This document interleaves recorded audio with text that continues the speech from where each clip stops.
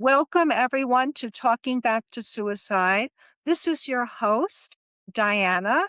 Although my professional name is Dr. Diane Kaufman, I like to be called Diana for my creative self. I'm a poet, artist, humanism and medicine awardee, a retired adult and child psychiatrist, and I'm the founder director of the Hold On campaign for suicide prevention that uses the power of art to educate, connect, express, and heal. And I'd like to introduce our guest for today, Dr. James Jim Jackson, an internationally renowned expert on long COVID and its effects on cognitive and mental health functioning. A licensed psychologist specialized in neuropsychology and cognitive rehabilitation, he completed his psychology residency at the Veterans Affairs Vanderbilt University School of Medicine Consortium, while also receiving postdoctoral training in cognitive rehabilitation at the Oliver Zangwill Center in Ely, England. A pioneer in the investigation and treatment of post-intensive care syndrome, a condition that impacts up to a third of survivors of critical illness. He is a research professor of medicine and psychiatry at Vanderbilt University, where he is a research professor of medicine and psychiatry at Vanderbilt University, where he also is the co-founder and director of behavioral health at the award-winning ICU Recovery Center, one of the first comprehensive clinical resources devoted to diagnosing and treating survivors of both mild and critical illness, including those who have survived COVID-19. Dr. Jackson is the author of over 150 scientific papers in leading peer-reviewed biomedical journals, and his research has been highlighted in the pages of the New York Times, Scientific American, Time, and more. And he's been on CNN and PBS, among dozens of others. He is the author of the 2023 published Clearing the Fog from Surviving to Thriving with Long COVID, a Practical Guide, and the 2026 published Reclaiming Your Life from Medical Trauma, Recognizing the Symptoms, Find Treatment that Works, and Heal Your Brain and Body. Warm welcome, Jim, to Talking Back to Suicide. And I'm so glad that you're with us today. Yeah, thank you, Diana. I'm also so glad that I'm with you today, and thank you for the warm welcome. It's really delightful to be here to talk about a topic that I think is underappreciated and also very important. Thank you. Jim, just the other day, and I just shared with you the video on this, a song that I helped co-create. I wrote the lyric, which is called Coronavirus Why. It won another international award. This time I think it's called the Southern Lights International Film Festival in Madrid, Spain. And I was sharing this online. Actually, just the other day, we have an Arts and Healing Resiliency Center monthly workshop. And in my introduction about it for our guest facilitator, I had mentioned about the song and the award. And in my introduction about it, and I meant no harm in what I said something like, remember COVID-19? Right? Like, who could forget that I led off with remember and then talked about the song winning an award. And someone later messaged me and they said that they lived with long COVID. And basically, I was talking about COVID being in the past. Whereas for many people, it's still omnipresent and debilitating in their lives. And I wrote back apologizing, letting her know I'm so sorry that my words landed incorrectly and that I was glad that she reached out to me, to kind of wake me up in a better way to this.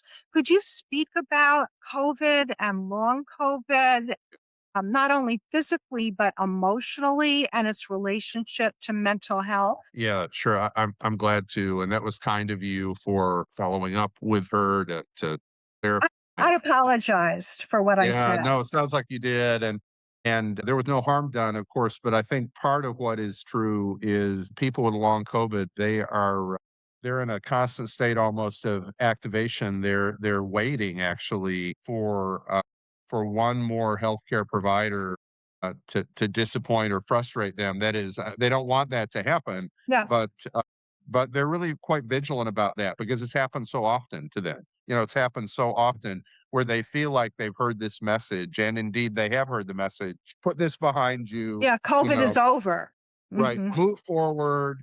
This is in the past. We're living in the present. Some variant of that, and I can appreciate why all sorts of people want to put that behind them, and yet I think the impact for people with long COVID has been such that that feels like an impossible chore, to put it behind them because they feel like they wake up living. I might be being a little dramatic, but I think some of them would say this. They wake up living a nightmare. Almost every day their lives have changed so dramatically when we interact with people with long COVID, which we do so often at Vanderbilt and my colleagues around the world, they interact with long COVID patients so frequently. This is for many of them an all-consuming problem, and for better or worse, for many of them, it it is the identity that they find themselves living out. Certainly not embracing, but for many of them, I think they would feel like long COVID defines them. And as a psychiatrist, of course, I'm a psychologist. You're a psychiatrist. You'll appreciate the challenges in this. That on the one hand, we want people to own their story, own your story. On the other hand, I don't want you to completely define yourself on the basis of the chronic illness you're having, right? Whether it's a mental illness or a more medical illness. So it's a conundrum for people with long COVID. It's one that they really struggle with, which is I don't want this to define me. I don't want this long COVID to be where I start and where I end. But many of them would say, I don't know how to define myself any other way because this has changed my life so profoundly. And it has for tens of millions of people. Their lives have been disrupted and derailed by the impact of COVID. And for so many of them, they're lost and they're searching and they really don't quite know what to do about it. What exactly is long COVID? How do you diagnose it? How do you define it?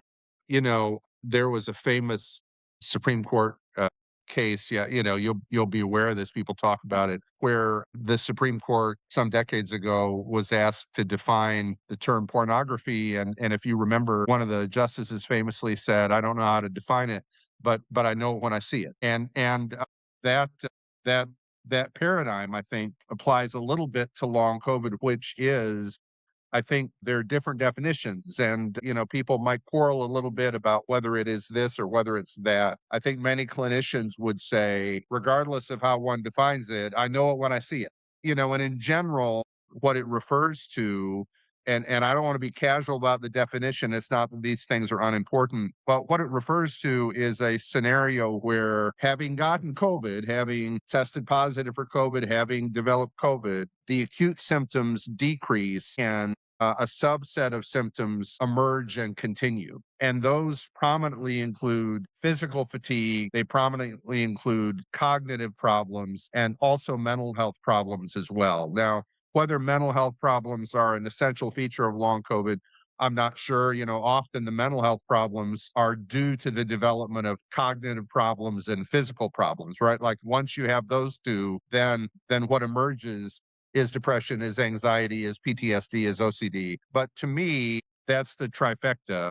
Really striking physical problems, largely revolving around bone crushing fatigue, followed by really marked cognitive problems, which occur in areas like attention and executive functioning, memory, certainly processing speed, and for a meaningful number of people, mental health problems. And the challenge with these long COVID symptoms has a lot to do, not necessarily with the severity. They range in severity a lot from mild to modest to quite severe. But the challenge has more to do with the chronicity of these problems, right? Like whether they're like a stone in your shoe, they're a little bit of a nuisance, or whether they are completely devastating. It seems like for many people they last and they last and they last.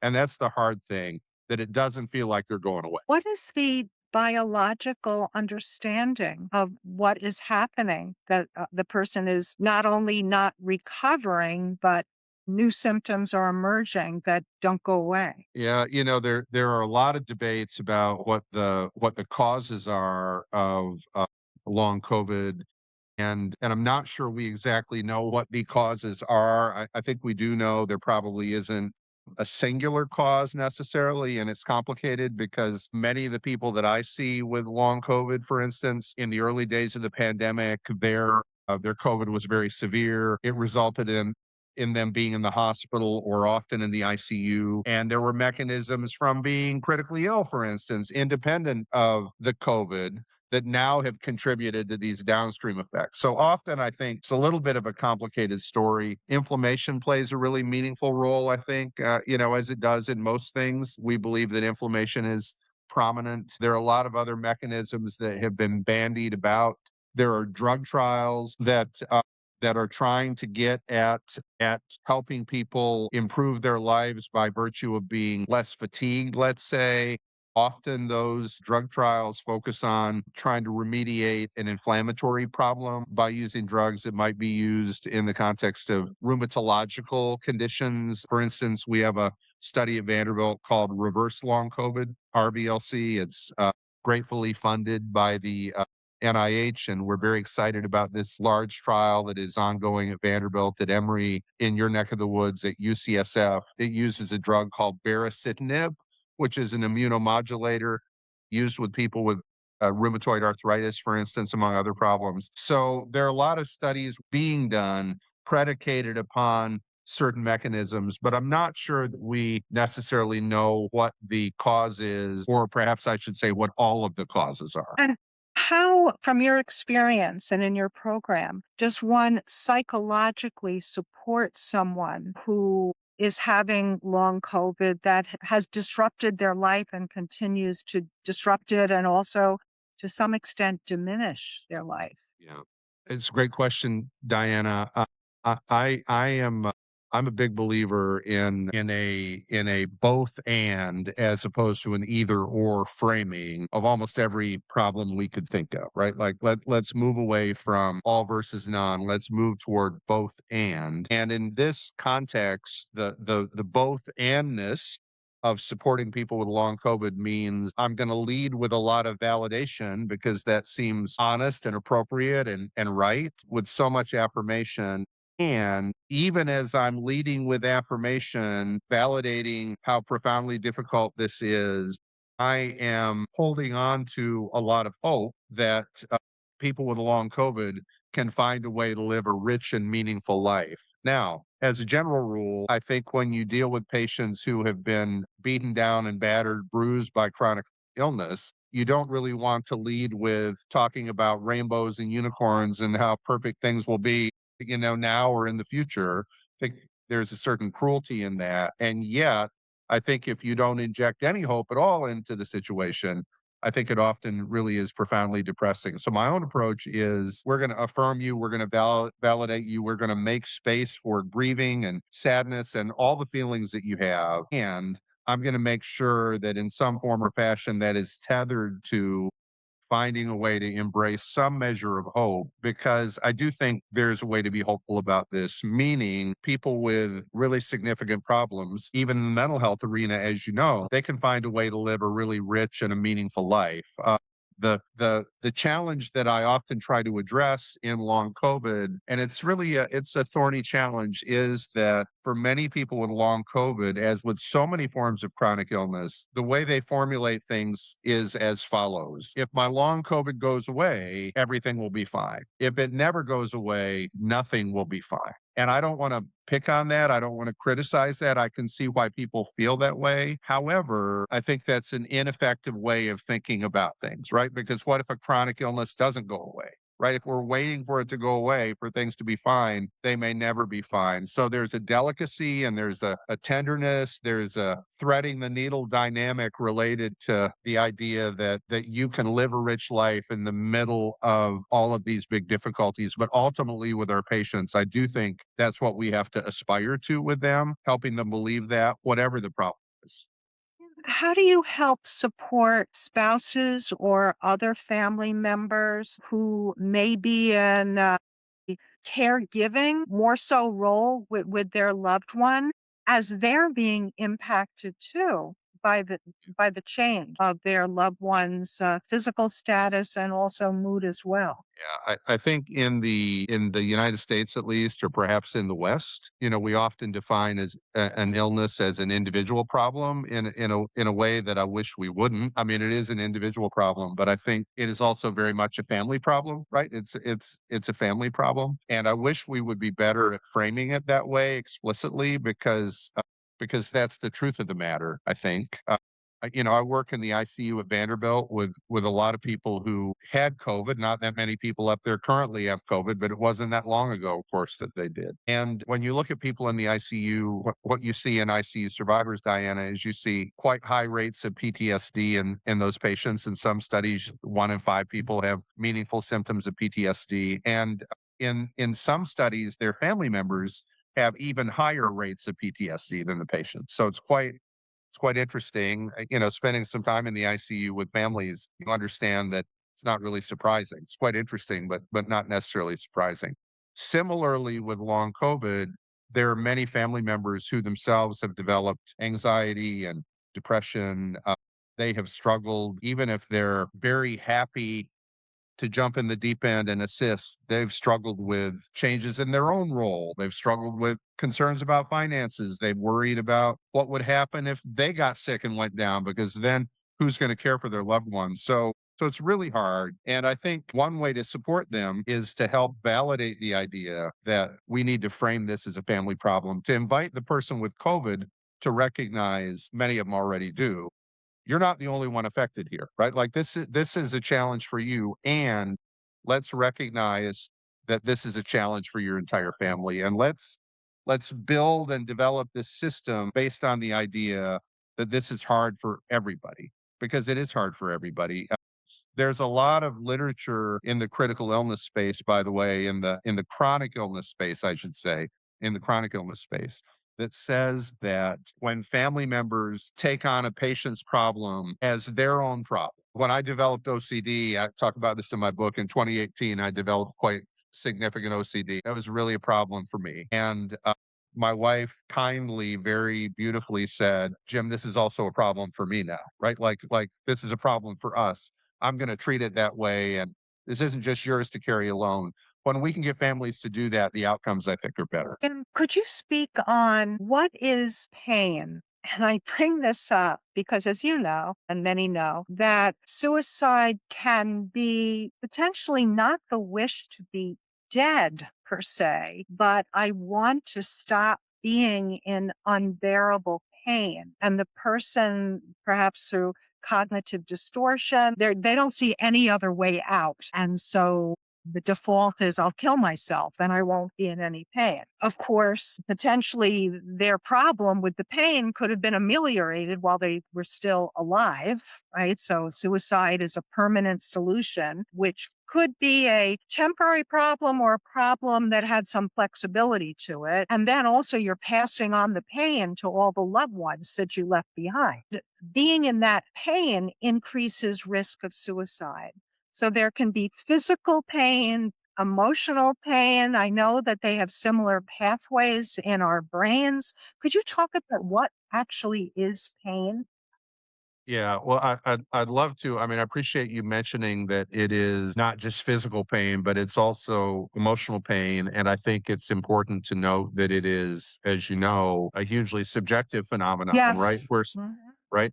Where some people seemingly should be in more pain than they are, right? And they're not. And it's easy to imagine that some people should be in less pain, and yet that's not our call to make, right? Like that's not our call to make, and we need to meet patients where they are. There's some subjectivity. And against this backdrop, the therapy that I find profoundly helpful, hugely liberating, I think that's the right word for many patients, is something called acceptance and commitment therapy. I don't know how familiar you are with that, but in so many mental health therapies in particular, and I mean, I'm a big believer in therapy. I've benefited from therapy. I give people therapy, but I do think sometimes we have oversold a little how effective therapy can be in people I mean, I think therapy can be transformative, but will it always take your depression away? Might not take it away, right? Will it always solve your anxiety like a magic wand or your PTSD? Not necessarily. So so the promise of acceptance and commitment therapy, as I understand it, is that we're not necessarily going to take away your pain. We're not necessarily going to ameliorate your distress, at least not completely. But what we can offer is we can help you if you don't change your pain, we can help you change your relationship with your pain, right? Meaning we want it to go away. Yes, like let's aggressively move toward that in whatever evidence-based fashion we can, but acknowledging that that's a complex endeavor, we're going to find a way to help you make space for your pain. We're going to help you find a way to coexist with your pain. We're going to recognize that you can do really meaningful things. You can pursue your values alongside of your pain. There's a way to approach that that can sound dismissive to pain. I think there's a way to approach it that really honors the pain and says, even as we're fully acknowledging it, we're going to work hard to make space and attend to other things than the pain. And I love this approach, this acceptance and commitment therapy approach, again, which is summarized in we're not fixing this thing completely necessarily. We're fixing your relationship with this thing. And I think that's really empowering. Sometimes I think when patients believe that the only goal is reducing the depression completely, reducing the chronic pain completely, if they think that's the only goal, if they don't arrive at that, they often feel like a really profound failure, Yeah, which I was thinking worsens of the that word, symptoms, right? failure. Right? Mhm. Makes the depression worse. It makes the pain even worse. So trying to find a way to say, yes, we're going to address this. And if we can't cure it, we've still got a plan for you to find a way to live with it. I think that can be a really beautiful thing. Have a friend and a creative collaborator. Her pen name is Starlet Swan. And I want to Mm, tell you a story about her as it sure. relates to what we're talking about. So, this goes back a couple of years ago. I had not known Starlet. She participated in an Arts and Healing Resiliency Center workshop that was being led by a poetic medicine practitioner of great renown. His name is John Fox. And so the workshop was on the use of creative writing and listening and sharing in healing. Afterwards, Starlet stayed online as she wanted to speak to John and myself. And it ended up that Starlet has complex regional pain syndrome. And she wanted to see if perhaps this type of writing could help her. And then she and I agreed at her request that we should meet again. So we met again online just a few days later when Starlet and I talked to each other. And Starlet is a woman, I think she might be in her 50s. When Starlet and I met again, I asked her about how does she cope with her physical pain? And she said, "Oh, I just wrote a poem about that." And the backstory was, and this also has to do with another person with a chronic illness, that my friend Starlet is in a Zen writing group. And a member of the group was diagnosed with cancer. And people knew that Starlet was a writer, and they said, "Oh, you should write a poem to help, our friend." And Starlet shared that she wanted to help her friend. However, she also didn't want to revisit her own pain in writing the poem. So was not writing anything. It ended up that after participating in the workshop led by John Fox, she was inspired to write a poem. And that is the poem she read to me online. The title of the poem is called The Marble Block, as in a giant marble block that's in front of you. Okay. Yeah. And it starts off that, like, I'm living my life, right? And there it was, like a giant block, marble block. And it's describing I can't go above it, through it, below it. It's just basically destroying my life, right? And in her reciting the poem afterwards, I said, "My God, that is such a powerful poem because it leads into acceptance, not giving up, but the acceptance of I'm not going to fight with this reality, but in accepting it, I can punch my way through, right? Yeah. Yeah. And I said to her, "This would make an amazing animation. Would you like Yeah. that to happen?" And of course, she said yes. And I said, "I know an animator." And Lucia Martinez Rojas is an animator, quite amazingly skilled from Colombia, South America. And we created what I renamed, and the original poem is The Marble Block. I renamed it Marble Me Free, right? And at the and an original score was also created for this short film, and at the end, you have, the, the main character who's just punched through the marble block, and the poem is over, but in the process of our brainstorming and creating the animation, we decided to add a second part, right? And the second part that it flows into is that the woman kneels, looks down, and she sees this gold flower on the ground, which actually earlier on in the video were her tears. In desperation, she's crying. And those tears also become this flower. She picks up the flower, which also is attached to an outline of her body on the ground. She picks up the flower with herself, as it were, and she Yeah. places it in her heart. And then you see the lines of like a broken skin or heart around her Yeah. become green. And then she embraces herself. Yeah. Right? Yeah. So could you speak on complex regional pain syndrome from your experience, or anything that you felt a resonance with what I shared? Yeah. So I'm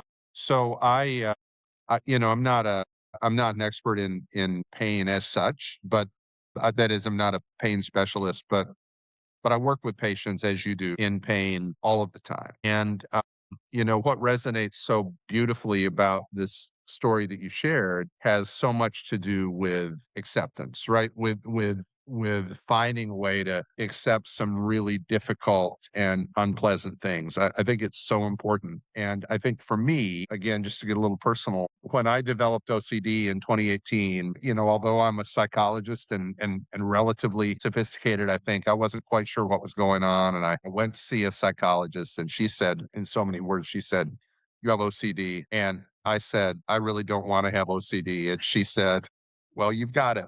More kindly. Could you give a couple of your symptoms of the OCD? Yeah, sure. Yeah. So much of what I have is under the heading of what people call pure obsessions without obvious compulsions. But I'm driving my car down the road, and I'm afraid that I'm going to run over someone standing on the side of the road. I'm afraid that I might have committed a crime when I see a policeman.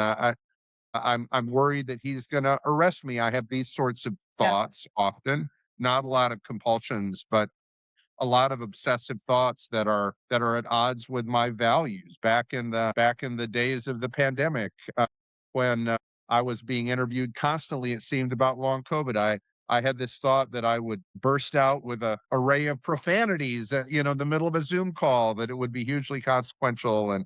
And these are mild expressions of my symptoms, yeah, that I'm sharing. There are many things that I think are much more upsetting than what I talked about.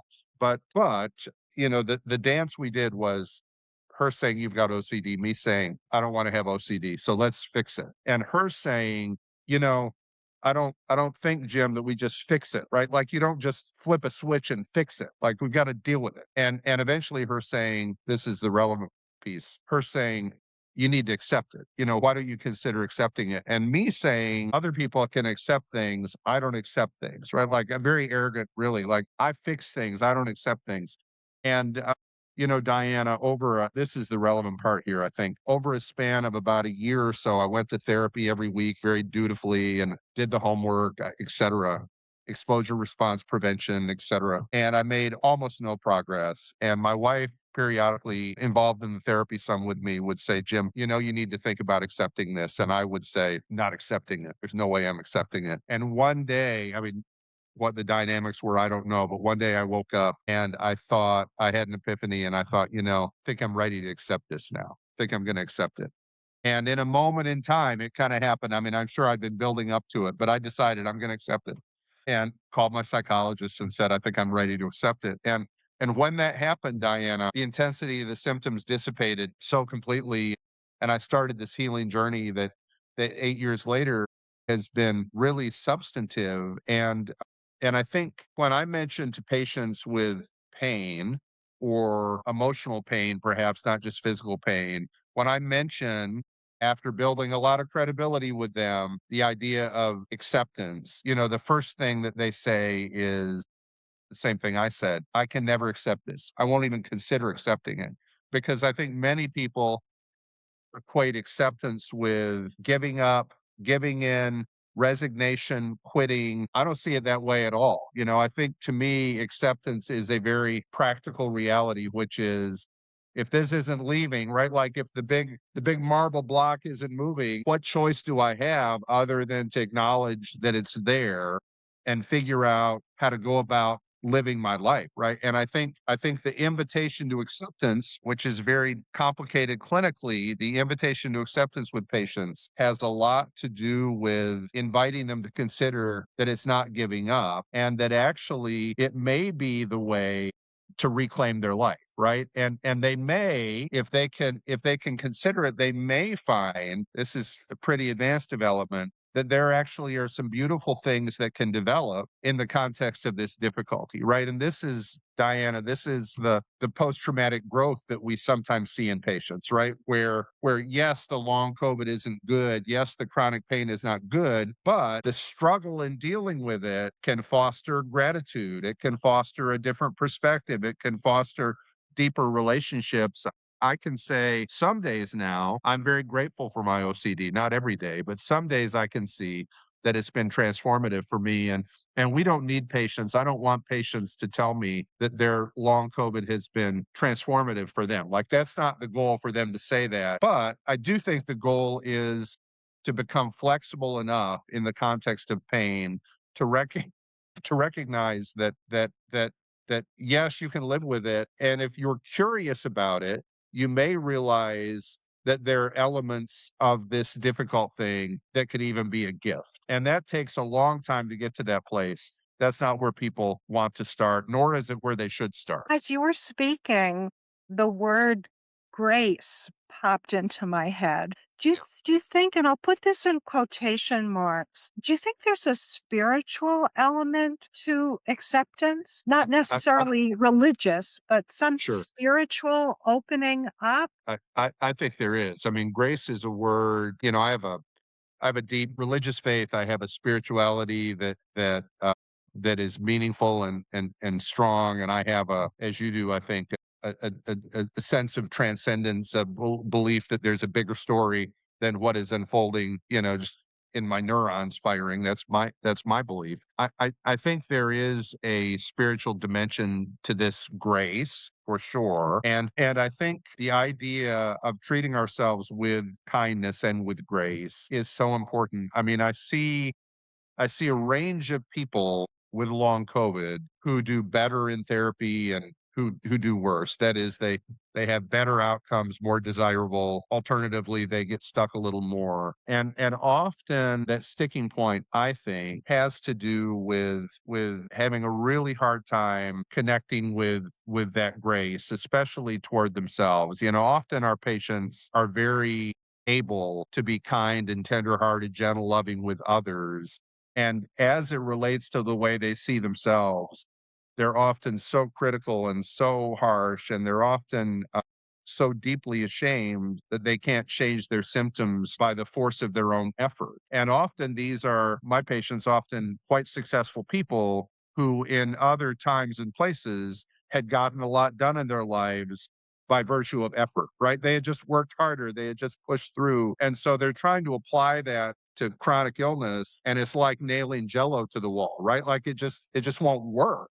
You can't work your way out of a chronic illness. You can't work your way out of chronic pain. And the harder they try, the more critical they become because they think, my, I've tried my very hardest done absolutely nothing. If I thought I was a failure before, now I really believe I'm a failure. So inviting them to treat themselves with kindness, inviting them to consider, again, not force feeding them, but inviting them in time to consider that there could be a purpose to this struggling, that there could be meaning that they could find in their suffering. I think that's important. But as I noted, that's an exercise for, session 72, not session 1, right? Or session 10. And I think as you said before, not an expectation that Exactly. Exactly. that you're going to be a failure unless you Exactly. are able to tell Exactly. me what purpose this has served. Exactly, and I think that, when I trained, I was in graduate school in the 1990s, the word curiosity, I don't think I heard that word bandied about too much, but now in psychotherapy spaces, that word is widely used, right? In the context of inviting patients to be curious. Now occasionally I think therapists would talk about it in the context of, and I'm curious about the psychodynamics that prop up this problem, right? Like I'm curious about that, but rarely would we invite patients to be curious. And I find myself inviting patients to be curious about their processes all the time. Right, not in a hard driving way, but in sort of a museful, sort of a reflective way. Like, be curious. Are you feeling a little better? Are you doing a little bit better emotionally today with your pain? What's that about? Are you having a harder day? What's that about? Is it possible that there are other ways to look at this? What's that about? Right? Just be curious. And as in a benediction, this is a spiritual thing, right? You hold your hands out and you receive, right? And you're open to any range of things, right? And the job of a therapist, I think, isn't to say to a patient, "Hey, I'm going to convince you this is the worst thing," or "I'm going to convince you that this is the best thing. I'm going to tell you to see it one way or the other way." I don't think that's our job as such, but I do think to cultivate in patients openness to experience and to empower them to have the courage to follow their insights and their feelings wherever they lead, that I think actually is really important in this process. Jim, as you were describing that, the way that you were speaking, I felt that it was a lighter touch, and there's almost like a double meaning of that because Right. the a physical sensation of touch can be too hard, right? Yeah, So just that exactly. curious approach, there's a lightness to it. Doesn't Yeah, take I think away that's the right. serious, it's a serious thing to be talking about it, but Yeah, it's a lighter way and a more I think expansive so. way. I think so, and I've noted, I mean, candidly, I've noted on occasion, we've had support groups in the past for long COVID. We've led hundreds and hundreds and hundreds of them. I think we counted them at one point, and we had led, I think, 500 of them at one point, and I was so grateful that we could do that for many years. And in these support groups, you'd have a mix of people who were doing worse and who were doing better. And it was important in the groups to create an environment where we could validate both of those, right? Where the person who was really struggling with pain, let's say, or with emotional distress, whatever, where the person who was struggling could feel like they could share that without being told, you've got to do better. And equally, where the person who was doing amazingly well, right, who was far along on their acceptance journey, where they also could enter in and talk about that without feeling like, oh my gosh, like that's going to do harm to people who are struggling, right? So it's really about inviting people to be flexible and open to own their story, and in my judgment, helping them find a way to consider at least the possibility that they can thrive amidst these difficult things and not merely survive. In the ICU for many years, and of course, I'm not an ICU physician, and I'm mindful of that when I talk about these things, but I've been in the critical care world for so long. So in the ICU for a long time back in the day, the goal was survival. We're gonna get a patient off of the ventilator. We're going to discharge them from the ICU. There was a high likelihood they'd die from sepsis or ARDS or double pneumonia, whatever. They've survived. Amazing. That's a great outcome, right? And it's not as rote as I'm mentioning, but people would check the survival box and say, we've done it, they're better. And then the patients would drift into the ether, right? And nobody would know what would happen to them until we went to visit them as part of a research study. And I'd sit around a table with them and talk about their story, and they would say, "Yes, I survived, but what have I survived to?" Right? Like, now I have a brain injury. Now I'm so debilitated I can't even walk across the room. Now I'm on oxygen. Now I don't have a job. On and on and on. So I think the goal as we engage with patients is not just survival, right? We want people to survive. But I think the goal is, if you have a chronic illness, how can we help you find a way to live a rich life, right?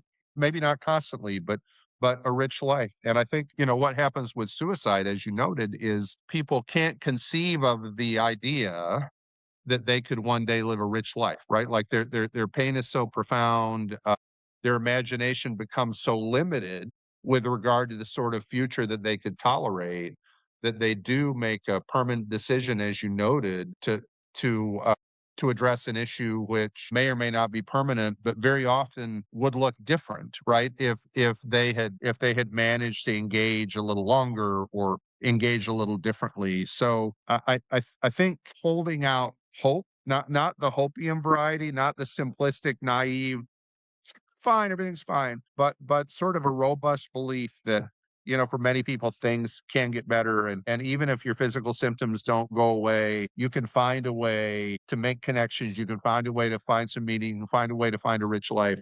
It's just so important. It's just crucially important. Thank you, Jim. Jim, what are your thoughts, and going back to the conversation on suicide, on what are the obstacles that continue to exist in terms of someone reaching out for help? I think Yeah, statistically that in terms of suicide death, it most happens with the first attempt. yeah, right, So we have to do something that there isn't a first attempt, which would directly relate to reaching out, speaking to someone, going to an yeah, ER, a friend, your yeah, primary care, something. And yet yeah, people still may not feel comfortable in yeah, expressing themselves and in being seen and heard. What do you right, think that's yeah. about? Well, I have so many opinions about this. I mean, I know it's much more complicated than I'm describing, but I do think so much of it does have to do with stigma, and certainly it's true, right? That, like, I could get on my phone here and I could go to a TikTok and I could watch probably a million videos if I had the time, where people are talking about mental health, and that's true. And yet, I think there's still profound stigma in some cultures more than others, in some families more than others. But I think it's really difficult for people, especially if others, I think this is part of the issue, especially if others think you're doing well. If people think you're doing well, if you're high achieving, if you look like you have it together, if you send out a Christmas card and everybody is coiffed and beautiful and all, very hard to raise your hand and say, this is going to come as a shock, but I'm having a really hard time, right? And and I think we need to change that. And I think there are a couple ways to change it. I mean, one way to change it is to continue to emphasize that mental health is health, right? The mental health problems exist on a continuum that includes diabetes and Parkinson's disease and the common cold and everything else, right? Like, the same way that people develop medical problems, they develop mental health problems. Mental health is health. But I think the other thing that we maybe need to do a little bit better is those of us who have a platform, those of us who influence other people, those of us who manage a team of people, those of us who have any degree of influence. I think we need to model vulnerability about our own mental health problems, because I think the more we can do that, the more we normalize it, right? And and I think that is so important. Some years ago, I was telling my story in some forum or other, and I talked about some of my mental health struggles. And someone came up to me, very sincere afterwards, and they said, "I really enjoyed, Jim, your comments." And then they said, "It's really interesting because I thought you really had it together." And and I think that illustrated a little bit of the problem that I'm highlighting here, which is having mental health problems doesn't mean that you don't have it together. I mean, you also can not have it together, but this idea that raising your hand and admitting that you have depression or anxiety or suicidal ideation or OCD or PTSD, the idea that in doing that, you're you're somehow evidencing that you don't have it together, I think that's a problem, right? The point is we need to highlight, you know what, mental health problems can coexist with all sorts of other things, right? Like admitting to your parents if you're a child that you have depression, it doesn't somehow take away from the fact that you're also an amazing kid, right? Like both of those can exist at the same time. And I think we need to do a better job highlighting that. And I think we need to do a better job modeling that. And I think we always need to do a better job talking about making interventions available early. I think also we need to normalize for families the importance of talking about mental health issues just like you talk about anything else, right? And often we don't. And I think because we don't, our children are reluctant to bring it up. Patients are reluctant to bring it up. I've had many people say to me, Dr. Jackson, I'm having occasional suicidal thoughts and I don't want to mention them to you because I don't know that they've used this word, but the idea is, as soon as I mention them to you, somebody's going to walk in here with a giant net and they're going to put it over my head. They're going to handcuff me and I'm not going to see anybody again for another month or two. I mean, they say some version of that. And I say, gosh, that's the last thing that I wanna do. Like, if you're gonna talk to me about it, I'm almost immediately gonna be less worried than I just was when I thought that you had these issues anyway, but you weren't gonna articulate them. Like, let's talk about it, and you talking about them doesn't mean that I'm gonna push a red button underneath my desk, and right, but this is what people are afraid of, I think. I'm thinking too that through that stigma, there can be this sense of if I tell someone my mental health distress or struggle, then somehow I'm less than. Yes, right. Yeah. Yeah, that's right, and I think Instead of I'm part of the human experience. exactly. Yeah, exactly. I think this is such a big challenge, and I think, when I first started talking about my OCD, I talk about it a lot. I mean, I try not to let it be the tail that wags the dog, but I talk about it a lot. When I first started talking about it, I wasn't sure what the reception would be. I mean, I think I was a little worried. That frankly, that people would think I was quote unquote crazy, right? That's the fear. And and it's been quite the opposite. I mean, I think in fact, people have welcomed somebody who's speaking honestly about their own difficulties. And I think some of the things that people are afraid of, that maybe they will happen, but mostly they won't. So the more we can normalize these conversations, I think the better. And the more we can help people recognize that they can make space for really difficult things, the better. And I think the more we can empower people to take a risk when they see an issue with a friend, let's say, or a neighbor, the more we can empower them to take a risk and say, I know you told me you're fine, but you don't seem fine. Are you really fine? Like the more we can empower people to take a risk in caring for one another, I think the better off we're going to be. I think often, friend to friend, we're reluctant to lean in and check in on people because of whatever reason. I think we should be all about that though, right? Like if you have a concern about a friend, you owe them the respect of raising that with them, raising it. You raise it with them. And then if there's fallout, you deal with the fallout, right? But if you see a problem, try to address it. That's being a true friend.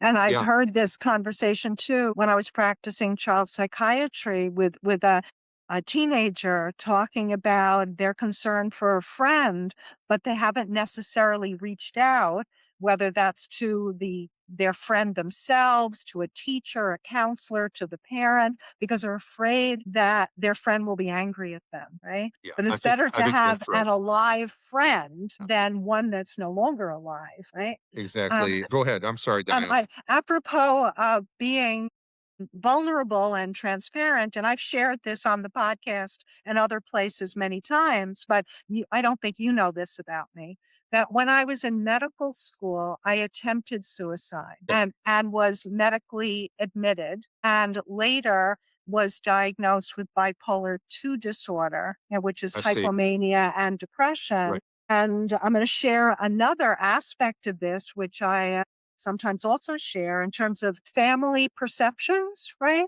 Yeah. Uh, that decades and decades and decades later, my father told me that he wanted to apologize to me for something.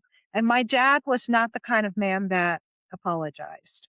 Yeah. This was Yeah. unusual. So I asked him, or I said, sure, like, tell me what you want to apologize for. And he said something that I had no memory of. And I think I had repressed this. Yeah. He said to me, after you tried to kill yourself, I told you the next time you want to kill yourself, Diane, tell me, and I'll tell you the right way to do it. Ah, yeah. And that was obliterated in my memory. Sure. But but clearly it was not in his memory. So Yeah. this was 20 plus years later, and Yeah. he realized what a terrible thing he had said to me. And I don't know his psychology in Right. Yeah. how he could Yeah. ever have Yeah. said this. But could Yeah. you speak to that? You're from your being a psychologist, and also the idea of family members, how they approach the person who may be at suicide risk, or in my case, who had attempted suicide. Yeah, I mean, I hate it that he said that, and why he said that, I have no idea why he said that, but I do think that, the reactions of parents and family and loved ones, they vary widely, right? They vary widely from great compassion, ideally, to a heightened insight related to, what are the dynamics in a family that have contributed to this, perhaps, all the way to less helpful, which would be we're Jacksons and we don't do this in the Jackson family, right? You Yes, brought great shame exactly. on us, right? Mhm. Right? And I think that stance is probably all too common. And I suspect in families where that stance is taken, those dynamics were probably part of the problem, right? So I hate it that that happened to you. I'm glad that you are obviously doing well, and I think I feel I feel both in the context of my own mental health story. I feel both, deeply flawed and deeply broken and deeply whole, right? That's quite a juxtaposition, right? And I think we need to be able to hold both of those together, whether it is as mental health professionals or people at large or patients. We need to be able to hold together the idea that we are both often quite broken and that our lives often can have so much beauty, right? That those coexist. And I'll hold up my book here. This is my new book, Reclaiming Your Life from Medical Trauma. And I don't know if you've written a book, forgive me, but one thing that happens when you write a book is you spend a lot of time trying to design the cover. It's a whole big thing. The publisher has internal artists that work on the cover. And, for me, I'm very good at telling them what I don't like. I'm not so good at what I do like. But on the cover of this book is this goldish sort of circle, and this is honoring the Japanese art form kintsugi, Yes, I which was you're aware of, thinking of right? that. Yeah, that's what Yes. it was. It's a nod to that where these broken bowls and vases are reassembled with gold and they're even more beautiful. And I think whether we're talking about depression, whether we're talking about life after a suicide attempt, whatever it is we're talking about, this is the invitation to patients to consider that you're not defined by what you did or didn't do, by the diagnosis you have or didn't have, rather that after the emergence of this difficulty, your life can even be more beautiful than it was before, right? And and these broken things can be, the ashes that were turned into beauty, to reference the Old Testament. And I believe that, right? And the fact that I believe that beautiful things can blossom from horrific, painful things is why I work as a psychologist. I think if I didn't believe that, candidly, I'd be in the wrong profession, right? Because we need to be thoughtful. We need to be deep wells. Certainly, psychologists and psychiatrists should be far from shallow. And yet, the idea that hope can emerge out of really difficult things, that's not a shallow view, right? That's my own story. And that's the story of so many of the patients that we deal with all the time. And mythology is filled with the truth of what you're Absolutely. expressing too. Absolutely. I'm thinking Absolutely. of the myth of Pegasus, the flying horse, born from the severed head and blood of rape victim Medusa. And Pegasus, the combination of the bird and the horse, symbol of poetry, transformation, and transcendence. So sometimes we can look towards what the collective unconscious and myth and story that are trying to reemerge in our culture now. Exactly. Exactly. Thank you so much, Dr. Jim Jackson, for Yeah. really a wonderful conversation. How can our It's been listeners learn more about you and purchase your books? Yeah, the books are available on Amazon. That would be probably the easiest way, or they could find them in most Barnes& Nobles. I don't know if they have them in Portland, but your listeners aren't just from Portland, they're from all over. So Barnes& Nobles or Books A Million, Amazon probably is the best way.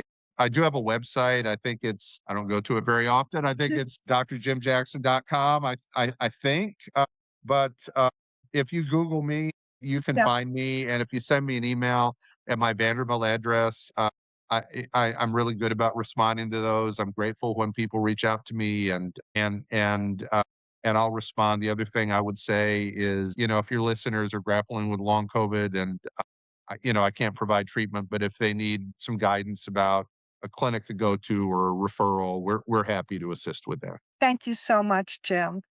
Yeah, you're welcome. Thank you. It's been a great time. Thank you for having me. You're welcome.